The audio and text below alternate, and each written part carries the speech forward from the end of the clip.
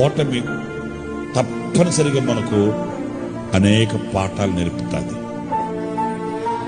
ఓటమి మనకు బాధ నేర్పుతుంది.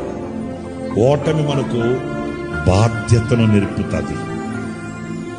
ఓటమి మనకు గాయాన్ని నేర్పుతుంది, గాయాన్ని చూపుతుంది. ఓటమి మనల్లో నూతనత్వాన్ని పుట్టిస్తుంది.